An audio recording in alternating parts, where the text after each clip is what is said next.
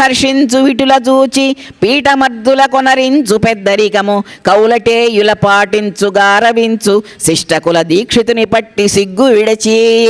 వీడి విధంగా చెలరేగిపోయి సిగ్గు లేకుండా చూసేవాళ్ళు ఎవరైనా కనపడితే ఏమిట్రా మీ దుంపద నీ పొద ఇట్లా ఉన్నావు, మీ నాన్న ఏమిటి, మీ నాన్నగారు చేసే పని ఏమిటి, నువ్వేమిటి ఇట్లా తయారైనావేంటంటే వాళ్ళ మీద వైరం పెంచుకుండేవాట, వాళ్ళని కోపగించుకుండేవాడు.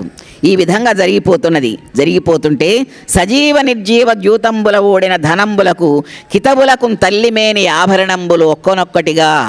వాడు ద్యూతం ఆడితే తెలిసిందే మనందరికీ అక్కడ ఇటువంటి మహాకళ అది. అక్కడ కనుక డబ్బులు పెడతారు, డబ్బులు లేకపోతే అప్పు పడతారు, వాళ్ళు కూడా చూస్తారు వీడి దగ్గర పర్వాలేదు డబ్బులు ఉన్నాయి మనం ఆడొచ్చు అని. ఆ తర్వాత మరి డబ్బుల కోసం ఏం చేస్తున్నాడు, తల్లి ఒంటి మీద ఉండేటటువంటి నగలన్నీ కూడా ఒక్కొక్కటే తీసుకొని వెళ్ళి ఆ ద్యూతకారులకు ఇస్తూ ఉన్నాడు. అట్లాగా ఈవిడ పాపం ఏమి పైకి చెప్పుకోలేక ఈ తల్లి భర్తకి చెబితే దండిస్తాడేమో, కొడతాడేమో, తిడతాడేమో, వీడెట్టన్నా పోతాడేమో. ఇప్పటికీ మన ఇళ్లలో జరుగుతున్నటువంటి విషయం అది. ఏదైనా పిల్లవాడు గాడి తప్పుతుంటే తండ్రికి తెలియచేయాలి ముందర. జరుగుతున్నదండి అని మొదటే మొక్క వంగనేది మానవ వృంగున అని మొదటే చెప్పాలి. మన వాళ్ళు ఏంటంటే చెప్పరు, చెబితే ఆయన కోపదారి, కొడతాడు, తిడతాడు, వీడెట్టన్నా పోతాడేమో. మొట్టమొదటి భయం ఏమిటంటే ఇవాళ రోజున మనకు భయం, పిల్లల గురించి ఏదన్నా ఒక మాట అనాలన్నా చెయ్యాలన్నా వాళ్ళు చెప్పే మాటలే వింటున్నాం మనం.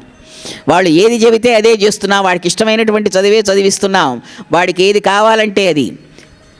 ఏదైనా గట్టిగా మాట్లాడి తండ్రికి చెబితే వీడు ఇట్లా చేస్తున్నాడని, ఆ తండ్రి కొడతాడేమో, తిడతాడేమో, వీడు అలిగి ఎటైనా వెళ్ళిపోతాడేమో, ఇంట్లో లేకుండా వెళ్ళిపోతాడేమో భయానికి ఆడవాళ్ళు చాలామంది వాళ్ళు చేసేటటువంటి పనులన్నీ కూడా దాస్తూ ఉంటారు. అట్లాగే ఈ సోమిదమ్మ యజ్ఞదత్తుని యొక్క భార్య కూడా అట్లాగే పాపం వాడిని మన్నిస్తూ ఉన్నది, చెప్తున్నది కూర్చోబెట్టి, నాయనా నా మాట వినరా, తల్లి బోధించు తత్పరత్వంబు కలిగి అన్న చెప్పిన ఎట్ల చేయు ధూర్త సంగతి విడు సాధువులతోడ పరిచయము సేయుము పుత్రా ప్రతిదినమో. నువ్వు నాయనా ఇట్లా ఉండకూడదురా అని చెప్పి వాడిని కూర్చోబెట్టి చెబుతూనే ఉన్నది. చెబుతుంటే ఏమీ వినలేదు వాడు. అప్పుడప్పుడు ఈయన యజ్ఞదత్తుడు గారు అడిగేవాడు, ఏమమ్మా సోమిదమ్మ ఏం చేస్తున్నావు, పిల్లవాడు ఏమైనా లేచాడా, మరి పాఠశాలకు వెళ్తున్నాడా, సంధ్యావందనం చేస్తున్నాడా, శాస్త్రాన్ని అధ్యయనం చేస్తున్నాడా అని అప్పుడప్పుడు అడుగుతూ ఉంటే, వెళ్తున్నాడండి, ఇప్పుడే స్కూల్ నుంచి వచ్చాడు, ఇప్పుడే వేద పాఠశాల నుంచి వచ్చాడు, వేదం చదువుకున్నాడు, ఇప్పుడే లేచి అట్లా వెళ్ళాడు, ఇప్పటిదాకా చదువుకుంటున్నాడు, మీరు చూడలేదా, వాడు ఇప్పుడే వెళ్ళాడు చదువుకోవడానికి అని చెప్పి ఈవిడ అబద్ధాలు ఆడుతున్నది. గొడ్డు వేయి కన్న బిడ్డండు కావున ఒక్కరుండ కాననుత్పలాక్షి ధూర్తుడైన వాని దుశ్చేష్టితములెల్ల అధిపు నెరుగ నీ కాడరచూరుండా. తన భర్తకి యజ్ఞదత్తుడికి తెలియకుండా కొడుకు చేసేటటువంటి చేష్టిదాలన్నీ కూడా కడుపులో పెట్టుకున్నది. సరే వాడికి వయసు వచ్చింది, ఉపనయనం చేశారు, ఆ తర్వాత వివాహం కూడా చేశారు ఈ గుణనిధికి.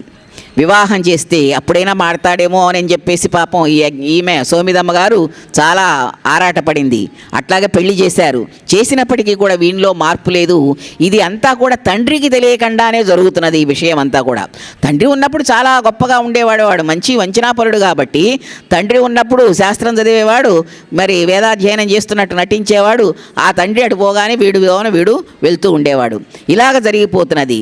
తల్లి ఒక రోజున కూర్చోబెట్టి చెప్పింది, నాయనా నా మాట వినరా, ఎందుకు ఇట్లా చేస్తున్నావు, నీ తండ్రికి ఎంతవరకు తెలియకుండా కాపాడుకుంటూ వచ్చానికి నా వల్ల కాదు. సచ్చోత్రియులు ననోచానులు సోమపీధులు నైన కులము పెద్దల దలంచి. నాయన మన వాళ్ళు సచ్చోత్రియులైనటువంటి బ్రాహ్మణులు బ్రాహ్మణ కులంలో జన్మించాము.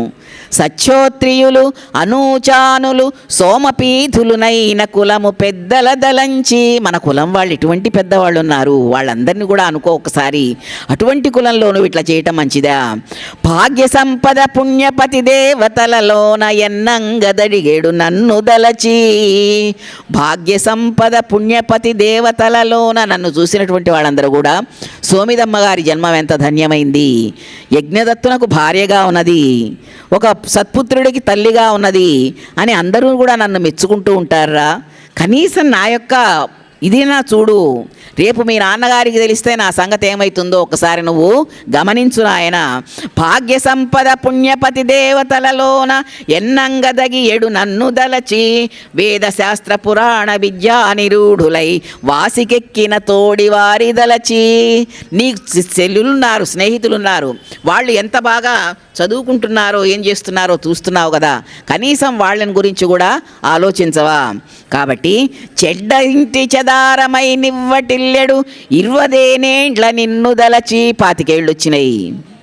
చెడ్డ ఇంటి చెదారమై నివ్వటిల్లెడు 20 నిన్ను దలచి మరియు 16 వత్సరంబుల భార్య దలచి. 16 సంవత్సరముల ప్రాయంలో ఉన్న చక్కని పిల్ల నీ భార్యగా వచ్చింది. కనీసం అమ్మాయి మొహం చూసైనా ఈ విషయాలన్నీ కూడా మానివేసేయి.